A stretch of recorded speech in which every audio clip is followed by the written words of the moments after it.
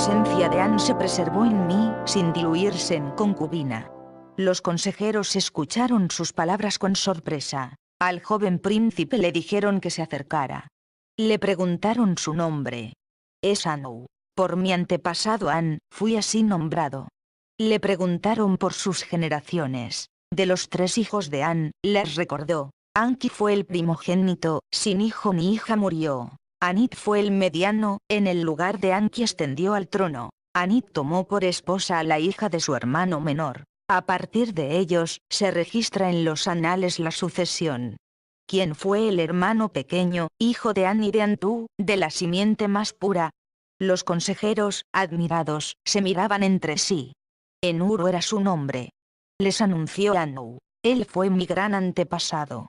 Su esposa, Ninuru, era una hermanastra. El hijo de ella fue el primogénito. Enama fue su nombre.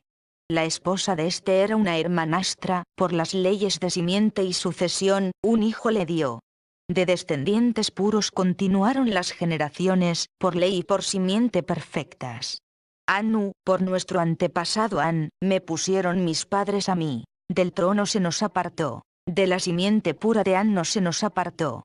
Que Anu sea rey. Gritaron muchos consejeros. Que se destituya a Alalu. Otros aconsejaron cautela. Evitemos conflictos, que prevalezca la unidad.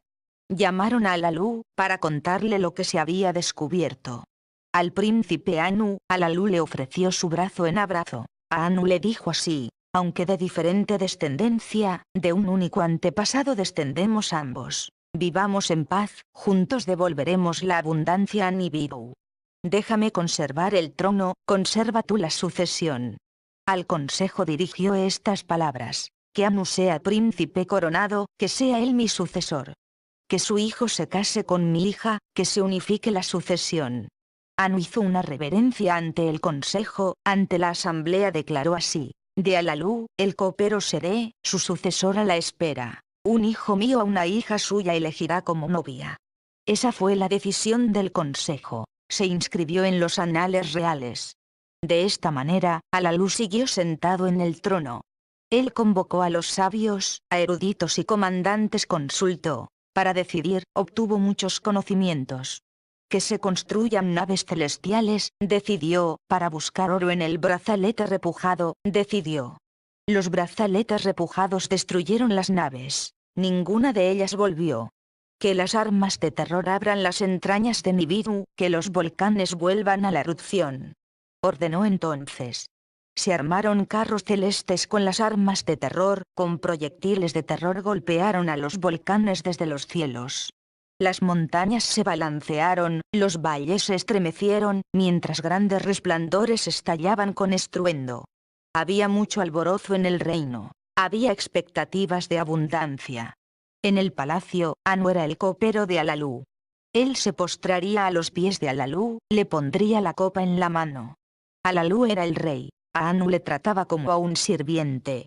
En el reino, el alborozo se apagó. Las lluvias se negaban a caer, los vientos soplaban con más fuerza. Las erupciones de los volcanes no aumentaban, no sanaba la brecha en la atmósfera. Nibiru seguía recorriendo sus vueltas en los cielos. De vuelta en vuelta, el calor y el frío se hacían más difíciles de sufrir. El pueblo de Nibiru dejó de venerar a su rey. En vez de alivio, había traído miseria. Alalu seguía sentado en el trono. El fuerte y sabio Anu, el primero entre los príncipes, estaba de pie ante él. Se postraría ante los pies de Alalu, le pondría la copa en la mano. Durante 9 períodos contados, Alalu fue rey en Nibiru. En el 9º Shar, Anu presentó batalla a Alalu. Desafió a Alalu a un combate mano a mano, con los cuerpos desnudos. Que el vencedor sea rey, dijo Anu. Forcejearon entre sí en la plaza pública. Las jambas de las puertas temblaron y las paredes se remecieron. Alalu hincó la rodilla. Al suelo cayó sobre su pecho. Alalu fue derrotado en combate. Por aclamación, Anu fue proclamado rey. Anu fue escoltado hasta el palacio. Alalu al palacio no volvió.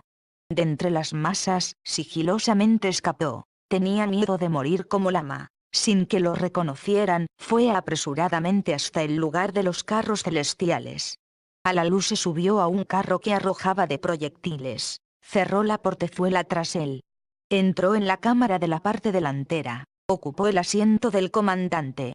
Encendió lo que muestra el camino, la cámara se llenó con una aura azulada. Levantó las piedras de fuego. El zumbido de estas, como la música, era cautivador. Avivó el gran quebrantador del carro, arrojaba un resplandor rojizo. Sin percatarse nadie de ello, Alalú escapó de Nibiru en la nave celestial.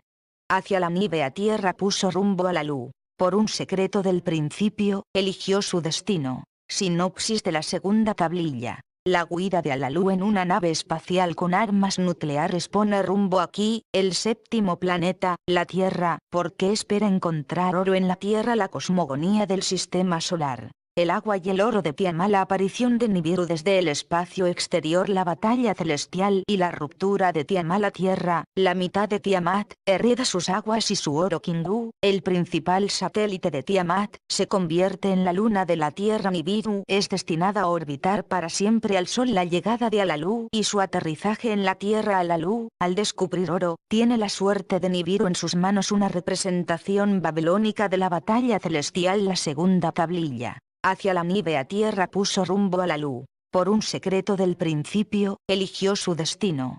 Hacia las regiones prohibidas se encaminó Alalú. Nadie había ido antes allí. Nadie había intentado cruzar el brazalete repujado. Un secreto del principio había determinado el curso de Alalú. La suerte de Nibiru ponía en sus manos, mediante un plan, haría su realeza universal. En Nibiru, el exilio era seguro, a la misma muerte se arriesgaba. En su plan, había riesgos en el viaje, pero la gloria eterna del éxito era la recompensa. Como un águila, Alalú exploró los cielos. Abajo, Nibiru era una bola suspendida en el vacío. Su silueta era atractiva, su resplandor blasonaba los cielos circundantes. Su tamaño era enorme, destellaba el fuego de sus erupciones.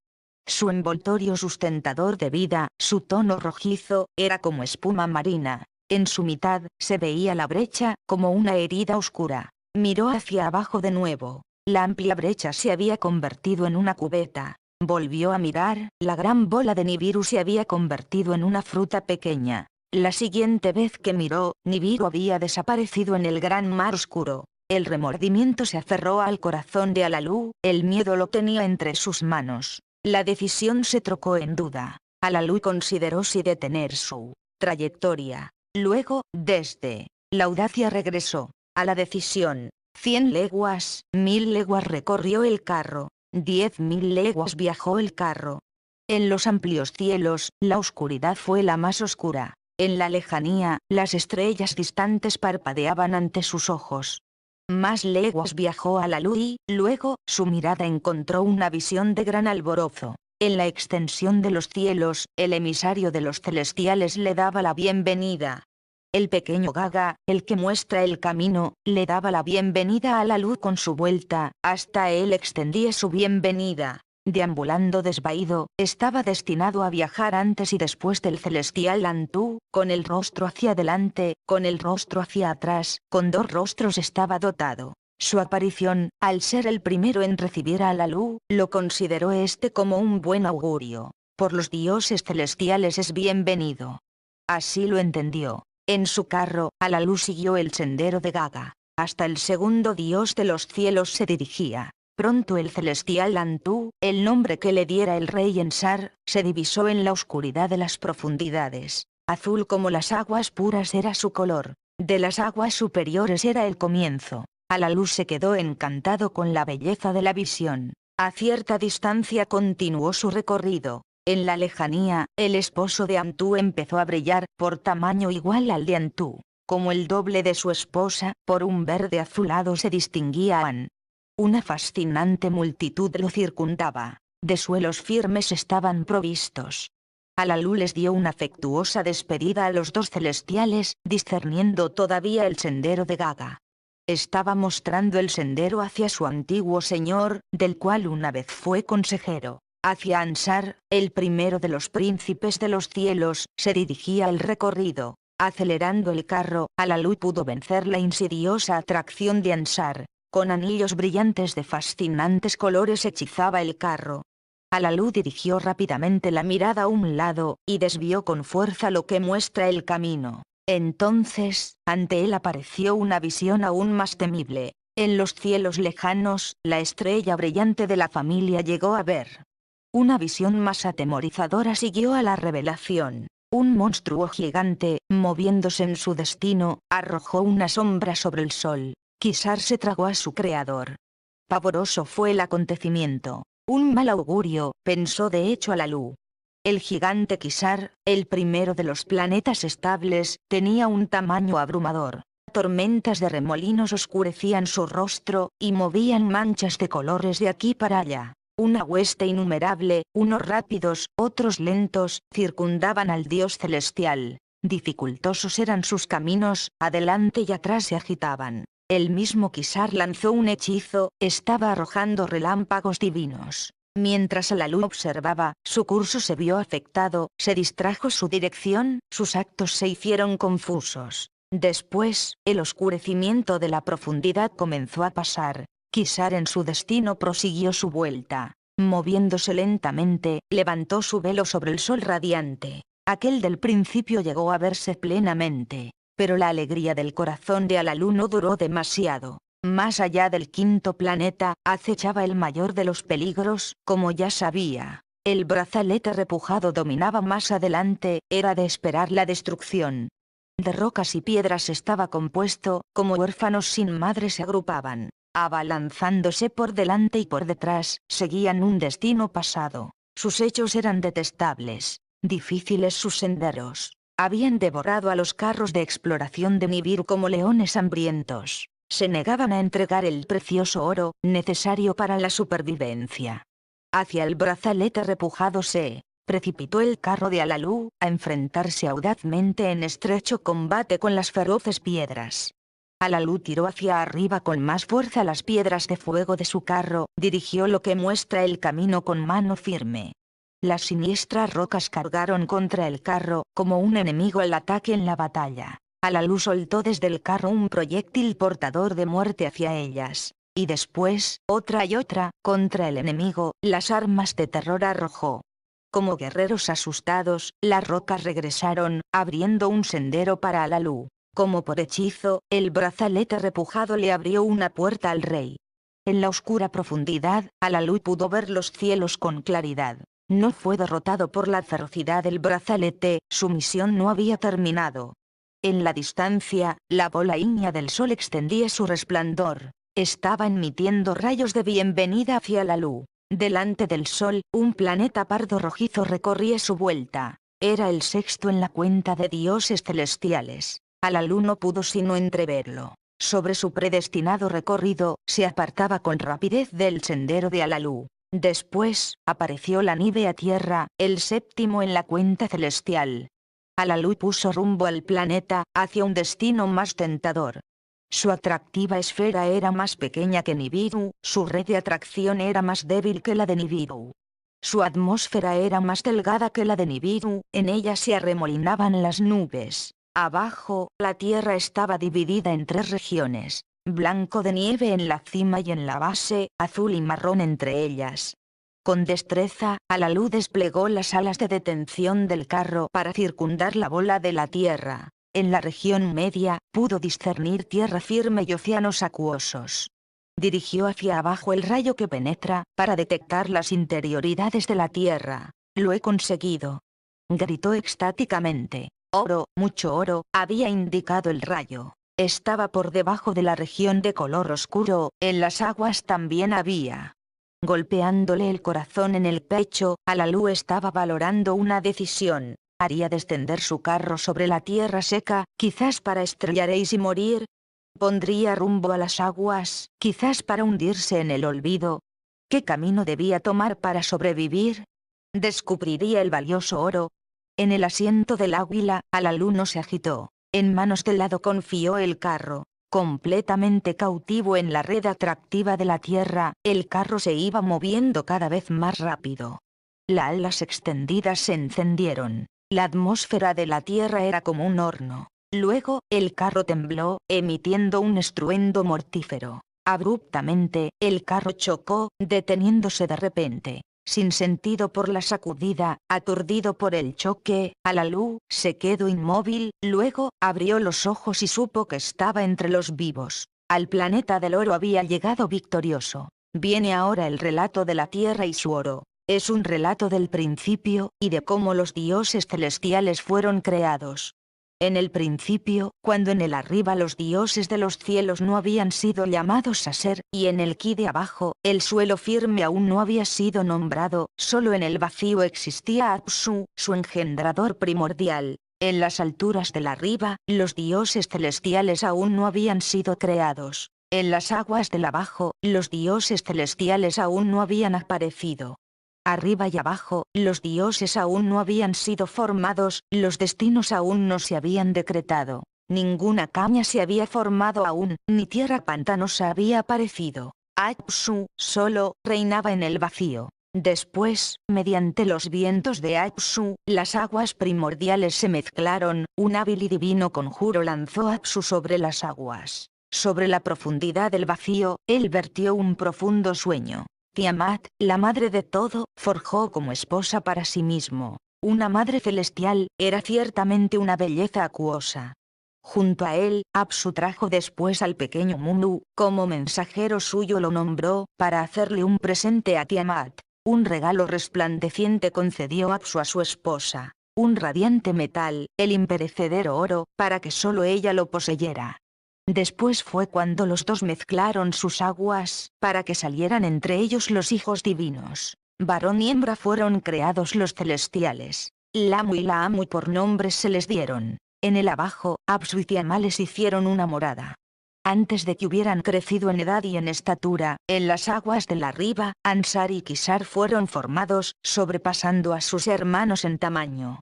Los dos fueron forjados como pareja celestial. Un hijo, An, en los cielos distantes fue su heredero.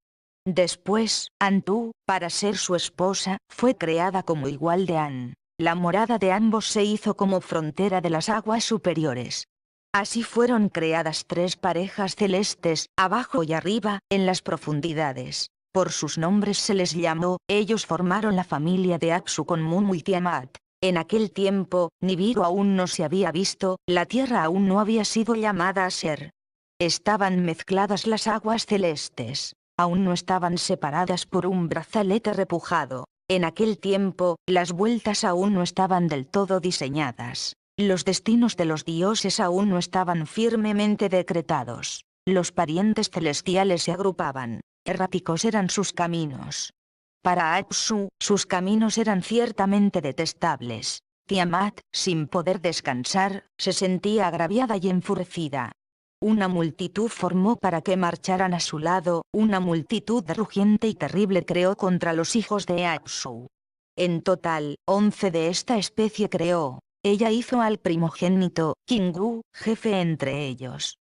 Cuando los dioses celestiales oyeron esto, en consejo se reunieron. Ha elevado a Kingu, le ha dado mando hasta el grado de An. Se dijeron entre sí, una tablilla de destino en su pecho ha puesto, para que se procure su propia vuelta, ha instruido a su vástago Kingu para combatir contra los dioses. ¿Quién se resistirá a Tiamat? Los dioses se preguntaron entre sí. Ninguno en sus vueltas se adelantó, ninguno llevaría un arma para la batalla. En aquel tiempo, en el corazón de lo profundo fue engendrado un dios, nació en una cámara de hados, un lugar de destinos. Un hábil creador lo forjó, era hijo de su propio sol. Desde lo profundo, donde fue engendrado, el dios se separó de su familia en un arrebato. Con él llevaba un regalo de su creador, la simiente de vida. Puso rumbo hacia el vacío. Un nuevo destino estaba buscando. La primera en atisbar al celestial errante fue la siempre atenta Antu. Su figura era atractiva, resplandecía radiante, señoriales eran sus andares, extremadamente grande era su curso. De todos los dioses era el más elevado, su vuelta sobrepasaba a las de los demás. La primera en vislumbrarlo fue Antu, de cuyo pecho ningún hijo había mamado. Ven, sé mi hijo. Le llamó. Deja que sea tu madre. Ella le arrojó su red y le dio la bienvenida, hizo su rumbo adecuado para el propósito. Sus palabras llenaron de orgullo el corazón del recién llegado. Aquella que lo criaría lo hizo altivo. Su cabeza hasta el doble de su tamaño creció, 4 miembros a sus lados le brotaron. Él movió sus labios en reconocimiento, un fuego divino fulguró desde ellos. Viró su rumbo hacia Antú, y no tardó en mostrar su rostro a An. Cuando An lo vio, hijo mío, exaltado gritó, para el liderazgo se te confiará. Junto a ti, una hueste serán tus sirvientes. Que Nibiru sea tu nombre, conocido por siempre como Cruce. Él se postró ante Nibiru, volvió su rostro ante el paso de Nibiru, extendió su red, 4 sirvientes formó para Nibiru, para que fueran, junto a él, su hueste. El viento sur, el viento norte, el viento este, el viento oeste. Con el corazón gozoso, An anunció a Ansar, su predecesor, la llegada de Nibiru. Al oír esto, Ansar envió a Gaga, que estaba a su lado, como emisario. Palabras de sabiduría le transmitió a An, para asignarle una tarea a Nibiru. Él le encargó a Gaga que pusiera voz a lo que había en su corazón, a An decirle así: Tiamat, la que nos engendró, ahora nos detesta. Ha puesto en pie una hueste de guerra, está enfurecida y llena de ira. Contra los dioses, sus hijos, 11 guerreros marchan a su lado. De entre ellos, ha elevado a Kingu, y le ha marcado en el pecho un destino sin derecho. Ningún dios entre nosotros podrá sostenerse frente a su malevolencia, su hueste ha puesto el miedo en todos nosotros. Que Nibiru se convierta en nuestro vengador. Que él venza a Tiamat, que salve nuestras vidas. Para él decreto un hado, que salga y se enfrente a nuestra poderosa enemiga. Gaga partió hacia An. Se postró ante él y las palabras de Ansar repitió. An repitió a Nibiru las palabras de su predecesor, le reveló a él el mensaje de Gaga. Nibiru escuchó maravillado las palabras. Fascinado oyó hablar de la madre que devoraría a sus hijos. Sin decirlo, su corazón ya lo había impulsado a salir contra Tiamat. Abrió la boca, y dijo así a An y a Gaga. Si para salvar vuestras vidas he de vencer a Tiamat, convoca a los dioses en asamblea, proclamad supremo mi destino. Que todos los dioses acuerden en consejo hacerme el líder, someterse a mi mandato. Cuando Lamu y Laamu oyeron esto, gritaron angustiados. Extraña era la demanda, no se puede comprender su sentido. Dijeron ellos. Los dioses que decretan los hados consultaron entre sí. Accedieron a hacer de Nibiru su vengador, para él decretaron un hado exaltado. A partir de este día, inalterables serán tus mandatos. Le dijeron a él, ninguno de entre nosotros los dioses transgrediremos tus límites. Ve, Nibiru, sé nuestro vengador. Forjaron para él una vuelta principesca para que avanzara hacia Tiamat. Le dieron sus bendiciones a Nibiru, le dieron armas terribles a Nibiru. Ansar forjó 3 vientos más de Nibiru. El viento maligno, el torbellino, el viento sin par. Kisar llenó su cuerpo con una llama ardorosa, y una red para envolver a Tiamat. Así, listo para la batalla, Nibiru puso rumbo en dirección a Tiamat. Viene ahora el relato de la batalla celestial, y de cómo la tierra vino a ser, y del destino de Nibiru. El Señor salió, establecido por los hados, siguió su rumbo. A la terrible Tiamat plantó cara, con sus labios pronunció un conjuro. Como manto de protección, puso en marcha el pulsador y el emisor. Con una impresionante radiación fue coronada su cabeza. A su derecha, apostó al Kyrie. En su izquierda, colocó al repulsor. Los 7 vientos, su hueste de auxiliares, como una tormenta envió. Se precipitó hacia la terrible Tiamat, con un clamor de batalla. Los dioses se arremolinaron junto a él, después se apartaron de su camino, avanzó solo para examinar a Tiamat y a sus ayudantes, para hacerse una idea de los planes de Kingu, el comandante de su hueste.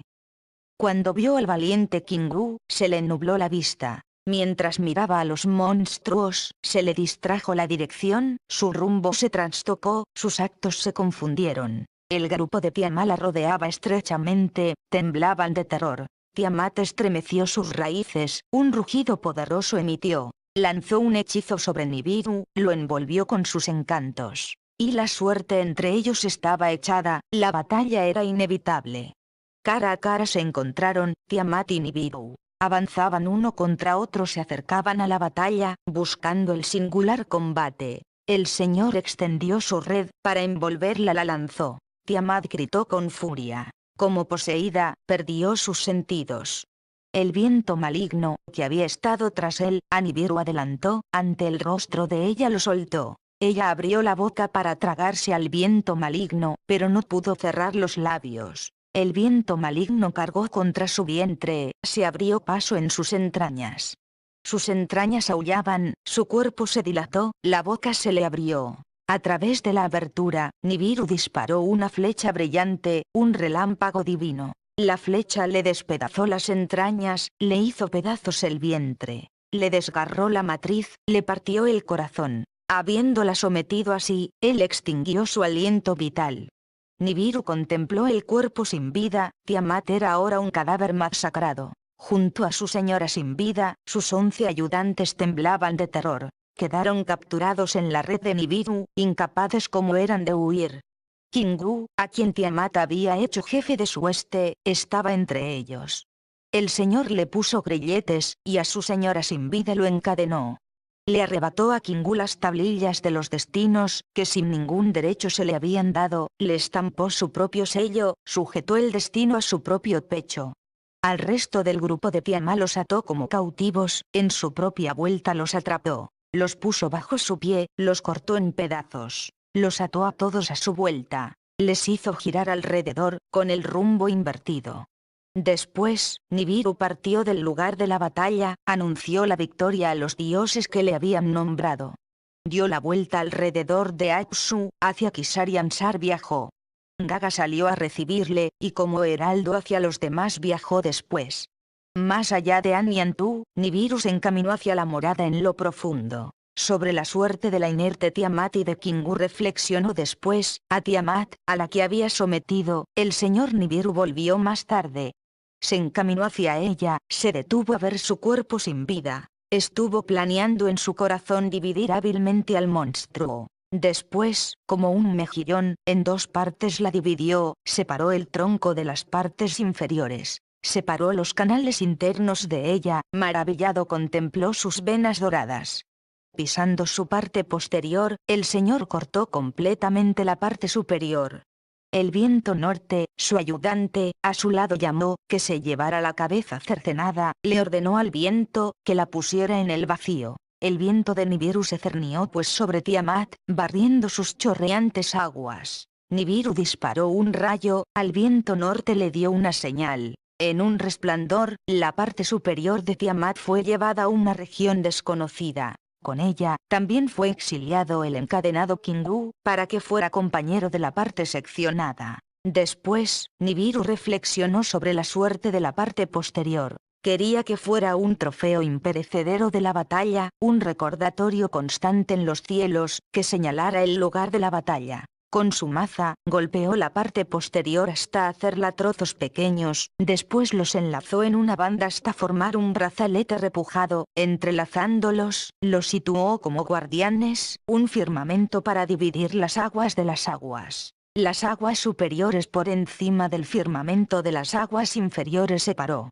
Así forjó Nibiru sus hábiles obras. Después, el señor cruzó los cielos para inspeccionar las regiones. Desde la zona de Apsu hasta la morada de Gaga midió las dimensiones. Se detuvo y vaciló. Después, regresó lentamente al firmamento, al lugar de la batalla. Pasando de nuevo por la región de Apsu, en la desaparecida esposa del sol pensó con remordimiento. Contempló la mitad herida de Tiamat, prestó atención a la parte superior. Las aguas de vida, generosas en ella, de las heridas seguían manando, sus venas doradas reflejaban los rayos de Apsu.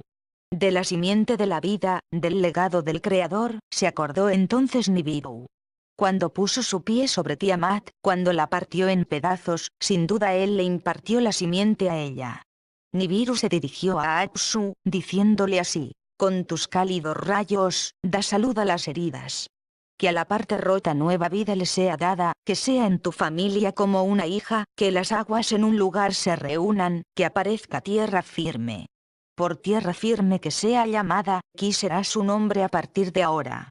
Apsu hizo caso a las palabras de Nibiru. Que la tierra se una a mi familia, Ki, tierra firme del abajo, que tierra sea su nombre a partir de ahora. Que, con su giro, haya día y haya noche. En los días, la proveeré con mis rayos curadores. Que Kingu sea una criatura de la noche, lo designaré para que brille en la noche compañera de la tierra, para siempre luna será. Nibiru escuchó satisfecho las palabras de Apsu. Nibiru cruzó los cielos e inspeccionó las regiones, a los dioses que le habían elevado concedió posiciones permanentes, destinó sus vueltas para que ninguno transgrediera la de los demás ni se quedara corto.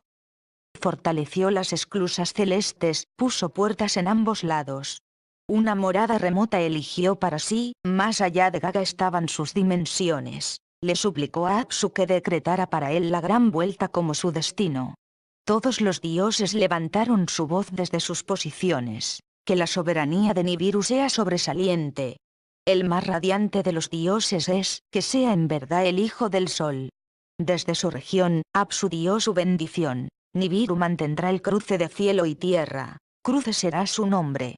Los dioses no cruzarán ni arriba ni abajo. Él mantendrá la posición central, será el pastor de los dioses. Un ser será su vuelta. Ese será su destino para siempre.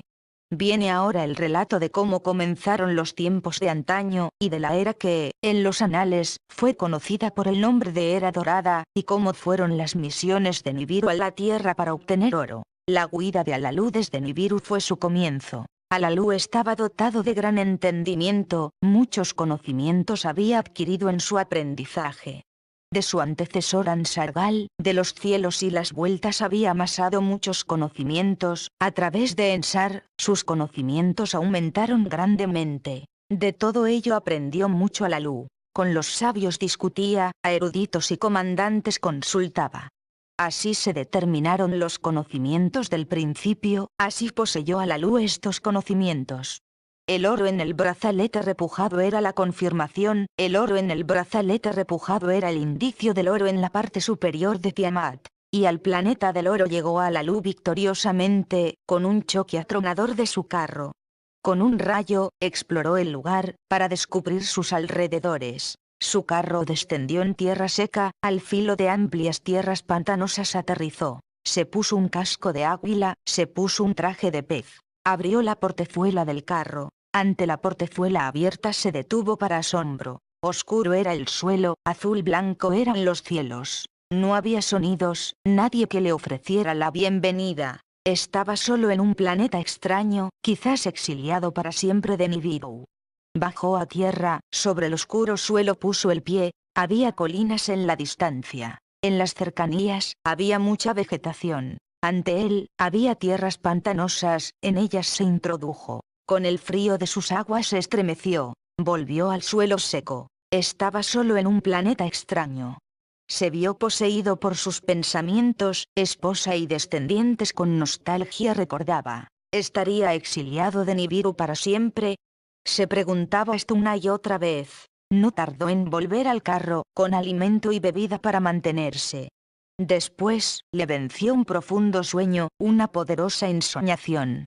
Cuánto tiempo estuvo durmiendo, no podía recordarlo. Tampoco podía decir qué le había despertado. Fuera había mucho resplandor, un resplandor nunca visto en Nibiru. Extendió un palo desde el carro. Con un probador estaba equipado. El probador respiró el aire del planeta. Indicó su compatibilidad. Abrió la portezuela del carro, con la portezuela abierta tomó aire. Otra vez tomó aire, y otra y otra. Ciertamente, el aire de aquí era compatible. Alalú aplaudió, se puso a cantar una alegre canción. Sin el casco de águila, sin el traje de pez, bajó hasta el suelo.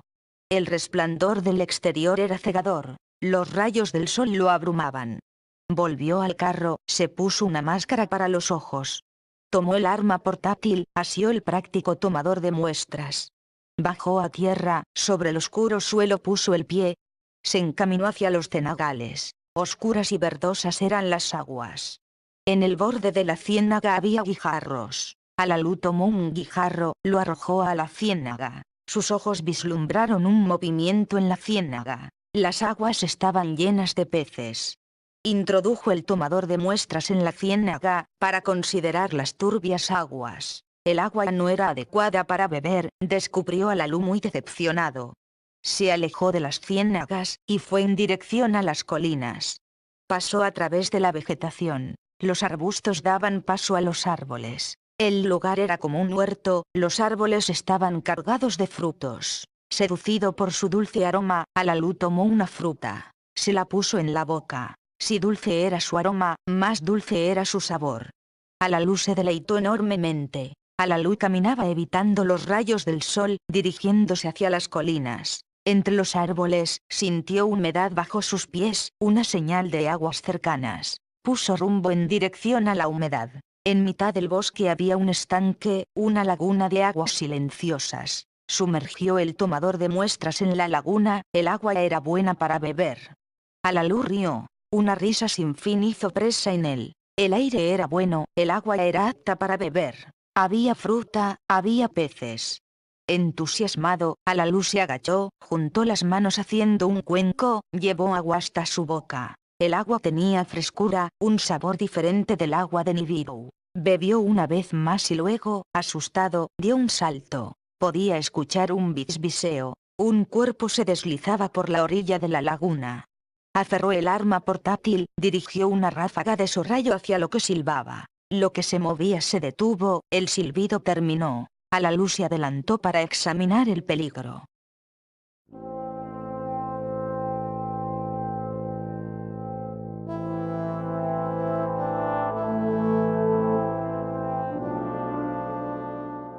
Gran antepasado. Su esposa, Ninuru, era una hermanastra. El hijo de ella fue el primogénito. Enama fue su nombre. La esposa de este era una hermanastra, por las leyes de simiente y sucesión, un hijo le dio.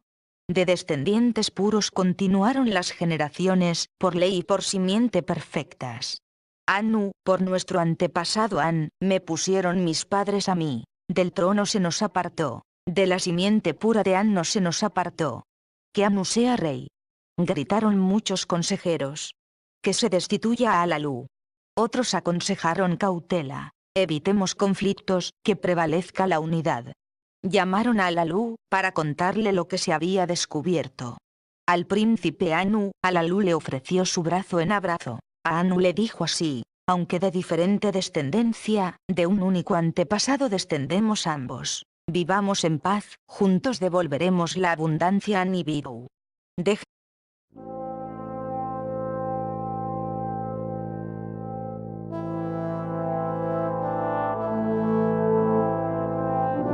Esencia de An se preservó en mí, sin diluirse en concubina. Los consejeros escucharon sus palabras con sorpresa. Al joven príncipe le dijeron que se acercara. Le preguntaron su nombre. Es Anu. Por mi antepasado An, fui así nombrado. Le preguntaron por sus generaciones. De los 3 hijos de An, les recordó. Anki fue el primogénito, sin hijo ni hija murió. Anit fue el mediano, en el lugar de Anki ascendió al trono. Anit tomó por esposa a la hija de su hermano menor. A partir de ellos, se registra en los anales la sucesión. ¿Quién fue el hermano pequeño, hijo de An y de Antú, de la simiente más pura? Los consejeros, admirados, se miraban entre sí. Enuru era su nombre. Les anunció Anu. Él fue mi. Alalú seguía sentado en el trono. El fuerte y sabio Anu, el primero entre los príncipes, estaba de pie ante él. Se postraría ante los pies de Alalú, le pondría la copa en la mano. Durante 9 períodos contados, Alalú fue rey en Nibiru. En el 9º Shar, Anu presentó batalla a Alalú. Desafió a Alalú a un combate mano a mano, con los cuerpos desnudos. Que el vencedor sea rey, dijo Anu. Forcejearon entre sí en la plaza pública. Las jambas de las puertas temblaron y las paredes se remecieron. Alalú hincó la rodilla. Al suelo cayó sobre su pecho. Alalú fue derrotado en combate. Por aclamación, Anu fue proclamado rey. Anu fue escoltado hasta el palacio. Alalú al palacio no volvió. De entre las masas, sigilosamente escapó. Tenía miedo de morir como lama. Sin que lo reconocieran, fue apresuradamente hasta el lugar. Entonces se armaron carros celestes con las armas de terror, con proyectiles de terror golpearon a los volcanes desde los cielos. Las montañas se balancearon, los valles se estremecieron, mientras grandes resplandores estallaban con estruendo. Había mucho alborozo en el reino. Había expectativas de abundancia. En el palacio, Anu era el copero de Alalú. Él se postraría a los pies de Alalú, le pondría la copa en la mano. Alalú era el rey. A Anu le trataba como a un sirviente. En el reino, el alborozo se apagó. Las lluvias se negaban a caer, los vientos soplaban con más fuerza. Las erupciones de los volcanes no aumentaban, no sanaba la brecha en la atmósfera. Nibiru seguía recorriendo sus vueltas en los cielos. De vuelta en vuelta, el calor y el frío se hacían más difíciles de sufrir. El pueblo de Nibiru dejó de venerar a su rey. En vez de alivio, había traído miseria. Déjame conservar el trono, conserva tú la sucesión. Al consejo dirigió estas palabras: que Anu sea príncipe coronado, que sea él mi sucesor. Que su hijo se case con mi hija, que se unifique la sucesión. Anu hizo una reverencia ante el consejo, ante la asamblea declaró así: de Alalú, el copero seré, su sucesor a la espera. Un hijo mío a una hija suya elegirá como novia. Esa fue la decisión del consejo. Se inscribió en los anales reales. De esta manera, Alalú siguió sentado en el trono. Él convocó a los sabios, a eruditos y comandantes, consultó. Para decidir, obtuvo muchos conocimientos.